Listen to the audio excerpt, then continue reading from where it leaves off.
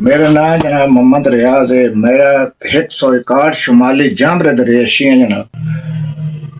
मेरी जनाब अपील है मरियम नवाज अगे ते IG पंजाब अगे DPO सरगोदा ने मेरी अपील है जनाब कि मेरे हाल ते मेहरबानी की जावे, मेरा हक मैंने मिलिया जावे। सर जनाब मेरी अर्ज है कि मेरा बच्चा निहंगा है, इतने साढ़े तलकात वाले बंदे ने उन्होंने को रहा सुबह उस काम ते रात में जावना है गड्डी ते रात जनाब बाहर रोड ते निकलिया, दो बंदे खलोते उन्हें जनाब इनू सदया। वो आया जनाब तेन पता नहीं अस CCTV दे मुलाजिम है जनाब, ਉਹਦੇ ਕੋਲ ਤਲਾਸ਼ੀ ਲੈ ਨੇ, ਉਹਨੂੰ ਚੰਡਾ ਮਾਰੀਆਂ ਨੇ, ਮਾਰ ਕੇ ਉਹਦੇ ਕੋਲ ਸਮਾਨ ਖਸ ਲਿਆ ਨੇ। ਬਾਅਦ ਜਨਾਬ ਉਹ ਲਾਈਨ ਗਏ ਕੇ ਗੱਡੀ 'ਚ ਪੈਂਦੇ ਹਨ, ਇਹ ਨਹੀਂ ਸਾਲ ਗਤੀ ਵੱਤ ਛੁੜਾਉਂਦੇ ਤੇ ਨਸ ਗਏ। ਇਸ ਵਨ ਫਾਈ ਤੇ ਮੇਰੇ ਬੱਚੇ ਕਾਲ ਕੀਤੀ ਹੈ ਜਨਾਬ, ਅਮਲਾ ਆਇਆ ਉਹਨਾਂ ਬਜਾਨ ਲੈਣ, ਉਹਨਾਂ ਇਹ ਆਖਿਆ ਕਿ ਸੁਬਹ ਦਰਖਾਸਤ ਦੇ ਥਾਣੇ।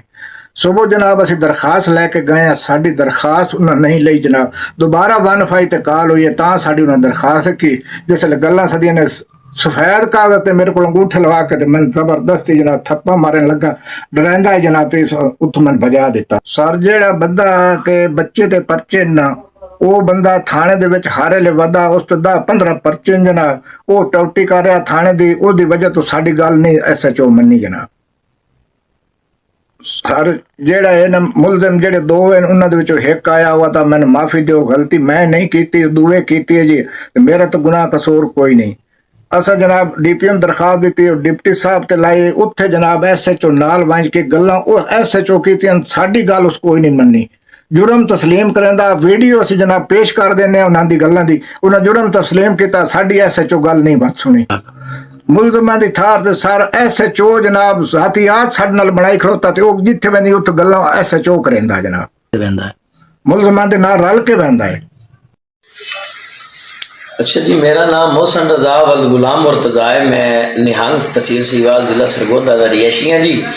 तुसां एक स्क्रीन ते वीडियो वेखिए मोहम्मद रियाज दी जी, उसका बच्चा मेरे घर आया होया जी, उस नाल ज्यादती हुई है, CCTV का ना करके उसके बैग दे विचों तलाशी करके 35,000 रुपए का समान कढ़िया गया जी, जिस दे मुकम्मल प्रूफ हैं जी। 2 मुलजमान हैं, एक मुलजमान मेरे नाल कॉन्टैक्ट करके जिसकी कॉल रिकॉर्डिंग मौजूद है, वो कह रहा है कि जी मेरे को गलती नहीं हुई, नाल वाला जड़ा मेरा उसे सारा कुछ किया, मैंने माफ़ी दी जाए तो मेरी जान छोड़ी जाए जी। हर चीज़ का प्रूफ होंदे होया भी SHO साहब ने दरखास्त नहीं ली, 1 दी कॉल सी, SHO साहब ने दरखास्त कंप्यूटर नहीं करन दी, मुदई को खो लीए जी।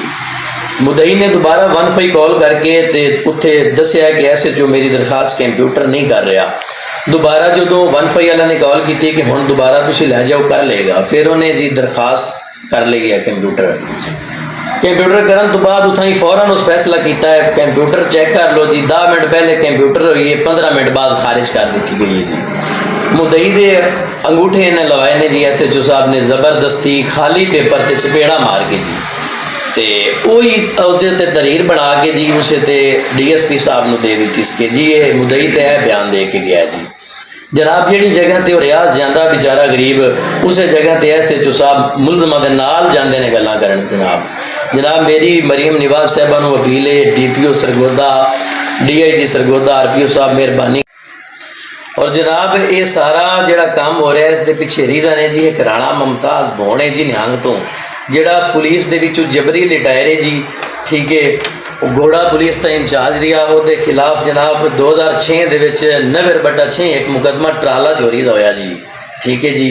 दूसरा उसके उत्ते मुकदमा होया अमानत खयानत जी, जिसका मुदई मियाँ नज़र साहब है, एक फिर उसते मुकदमा होया जिसका मुदई मियाँ जफर मुजावर साहब ने, फिर एक इस FIR हुई जिसका मुदई नन्ना शाह साहब 5 पीर तो हैं जी, एक इस दे उत्ते FIR 24 की हुई जी थाना जौड़ा कलां दे विच बुरान उत्ते मुदई ने फलक शेर ना है जी। इस बंदे ते एक FIR हुई, इसने एक लड़की नूं फायर मरवा के एक अदर बंदे ते FIR करवा दी। शूटर जो गिरफ्तार होया, शूटर ने दसिया कि मेरे को तो फायर मरवाया राणे मुमताज़ ने।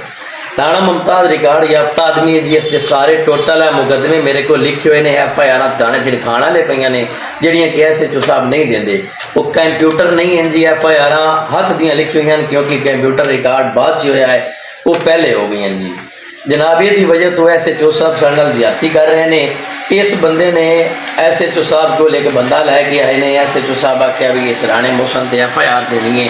साल पहले मेरे ते एक FIR करवाने वास्ते बंदे ने एप्लीकेशन दी, 5,80,000 ਰੁਪਏ ਦੀ, ਜਿਹਦਾ ਮੈਂ ਜਿਹਨੂੰ ਫੇਸ ਕੀਤਾ 5,80,000 ਰੁਪਇਆ ਅਮਾਨਤ ਲਿਖਿਆ ਸੀ ਅਬਦੁਰਰਹਿਮਾਨ ਜੋਈਆ ਸਾਹਿਬ ਨੇ, ਜਿਹੜੀ ਕਿ ਸੈਸ਼ਨ ਜੱਜ ਸਾਹਿਬ ਕੋਲ ਉਸ ਦੀ ਐਪਲੀਕੇਸ਼ਨ ਖਾਰਿਜ ਹੋ ਗਈ ਬਾਈ ਏਬੀ ਦੀ।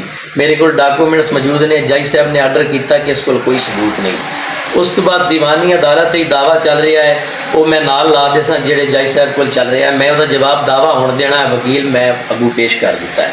ਐਸਐਚਓ ਸਾਹਿਬ ਨੇ ਉਸੇ ਮੁਦਈ ਨੂੰ ਬੁਲਵਾ ਕੇ ਪਹਿਲੇ ਵਾਲੇ ਨੂੰ ਉਸ ਨੂੰ ਉਨਵਾਨ ਦਰਖਾਸਤ ਦਾ ਬਦਲ ਕੇ ਦੂਜੇ ਬੰਦੇ ਦਾ ਮੇਰੇ ਵਾਲਿਦ ਦਾ ਵਿੱਚ ਨਾਂ ਰੱਖ ਕੇ ਪਰਚਾ ਦੇ ਦਿੱਤਾ ਜੀ। ਸਾਰਾ ਕੋਈ ਸਬੂਤ ਦੇਵਣ ਦੇ ਬਾਵਜੂਦ ਵੀ ਮੇਰਾ ਐਸਐਚਓ ਸਾਹਿਬ ਨਾਲ ਰਾਬਤ ਹੋਇਆ। ਮੈਂ ਕਿਹਾ ਮੇਰੇ ਕੋਲ ਪੂਰਾ ਐਵੀਡੈਂਸ ਹੈ, ਬੰਦਾ ਮੇਰੇ ਤੇ ਝੂਠੀ ਐਫਆਈਆਰ ਕਰਾ ਰਿਹਾ ਹੈ।